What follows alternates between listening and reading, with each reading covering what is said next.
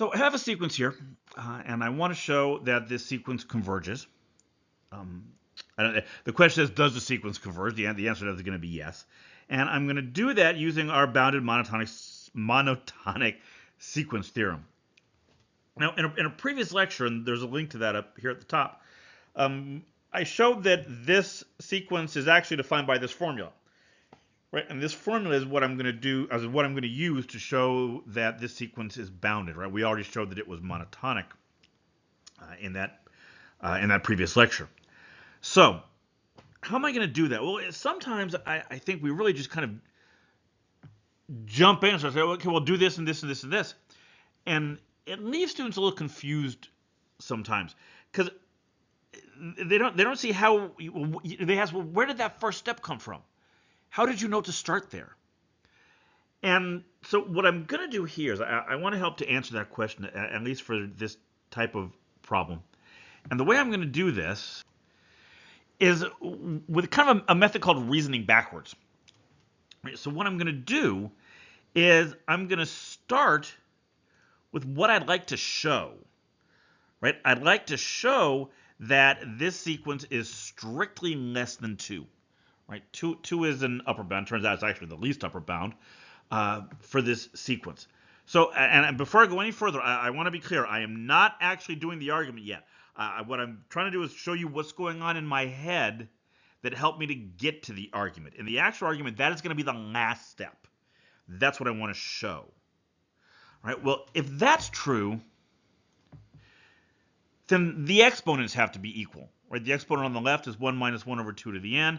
The exponent on the right is 1. All right, well, if I subtract 1 from both sides, I get this. And if I multiply both sides by -1, it becomes this.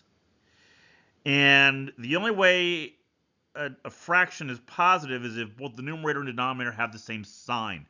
Because the numerator here is positive, that means the denominator has to be positive, which means 2n has to be greater than 0.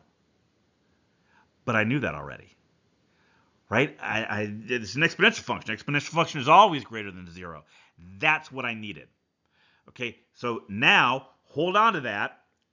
I'm going to use that to make my actual argument that this sequence is bounded. Right? I'm going to start with that final statement. 2 to the n is greater than 0.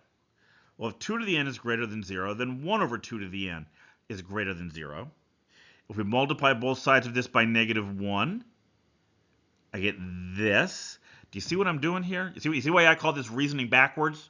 Right? I'm just taking the steps that I went through on the left-hand side, and I'm doing them backwards. Now I'm going to add 1 to both sides. Now I'm going to raise 2 to each of those powers. And now, okay, look, the left-hand side is a sub n. That means that a sub n is strictly less than 2. That's like I said, I wanted to show you kind of how I got to the starting point from my actual argument, and I did it through this kind of backwards reasoning, if you will.